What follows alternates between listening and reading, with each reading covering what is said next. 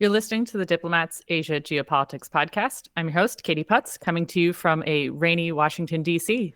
And this is Ankit Panda, also in Washington, D.C. Good to be with you, Katie. Good to be with you as always. In about 2 weeks on April 11th, the leaders of the United States, Japan, and the Philippines will meet at the White House for the first trilateral U.S.-Japan-Philippines Leaders Summit.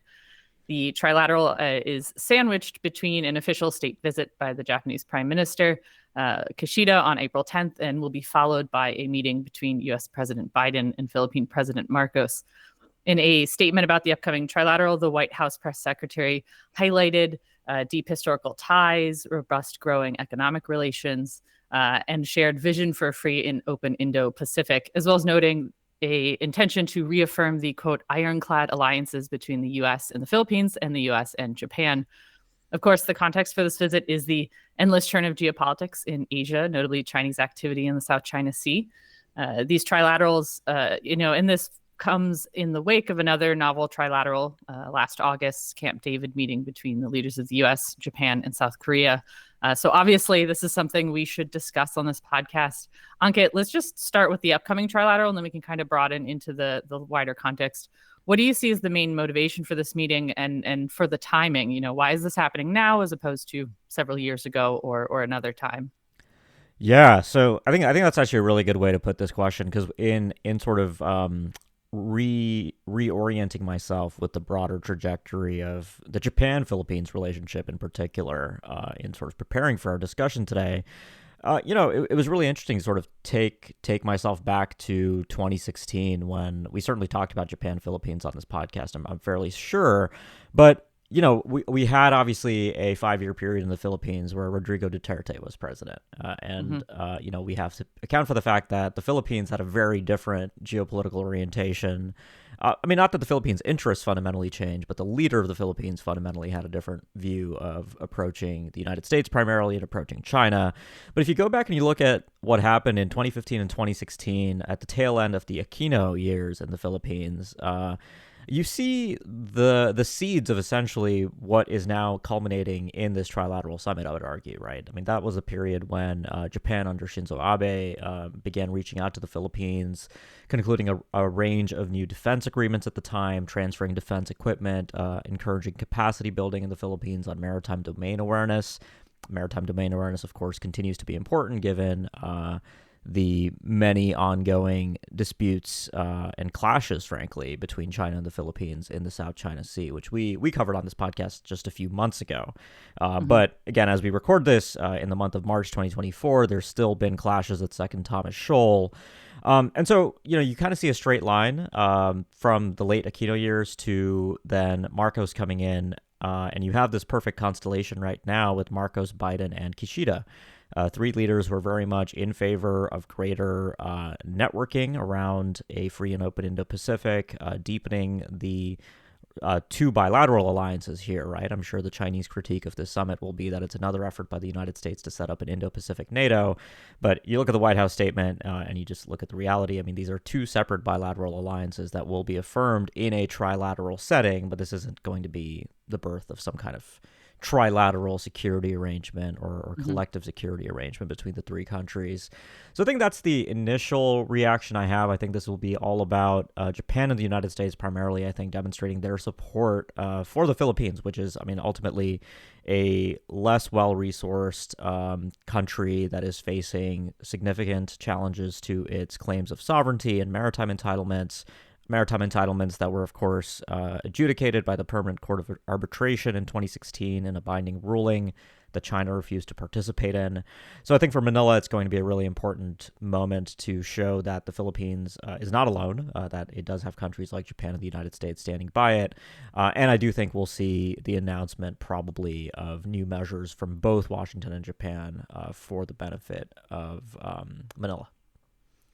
Yeah, I do think the sort of Duterte years were a little bit of a blip, but you're right that there were the seeds of this kind of engagement before the Duterte years, and clearly now Marcos is focusing on this kind of reaffirmation of that alliance with the United States in kind of context of the rest of the United States' alliances in the Asia region.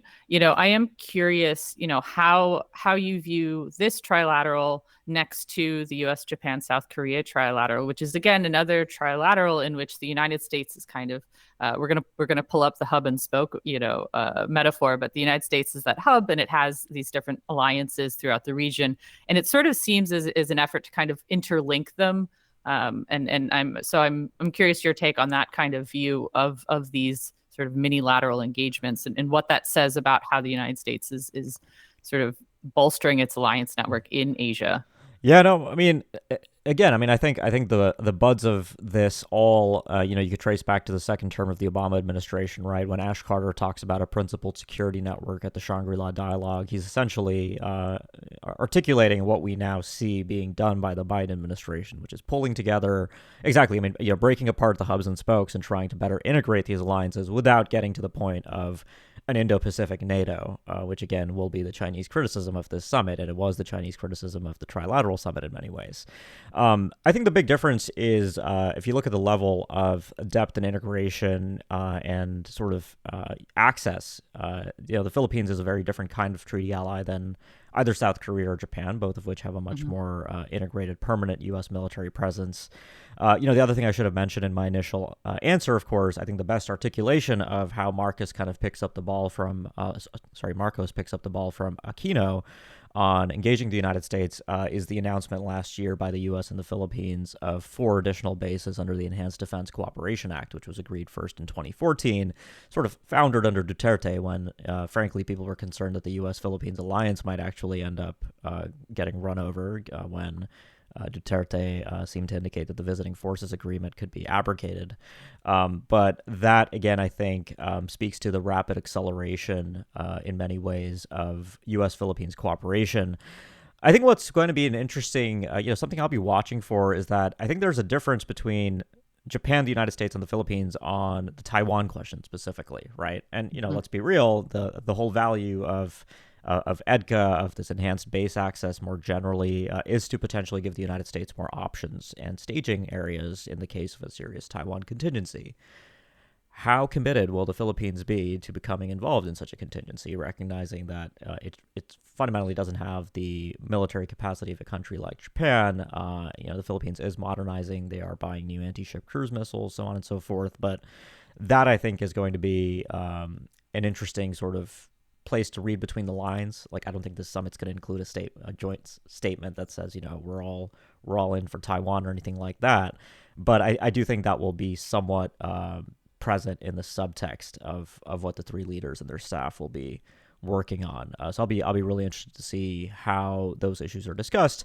Conversely, we might not really see anything about that, and this might really just be the intended first step in a longer process of better trilateral coordination. Because again, I mean, Japan and the Philippines have been doing a lot independently as well, including their recent reciprocal access agreement, which does allow Tokyo to potentially play a more prominent role in that area as well.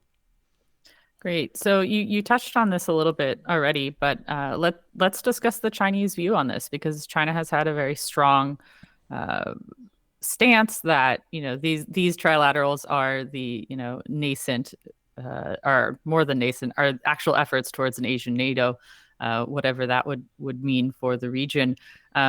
Is there room for China to kind of not get its hackles up about this? I don't think the answer is yes, but I'm curious your sort of expanded thoughts on the Chinese reaction to these sort of alliance meshing efforts, and whether the United States has sort of cared about that response while it's also trying to sort of smooth the relationship with Beijing.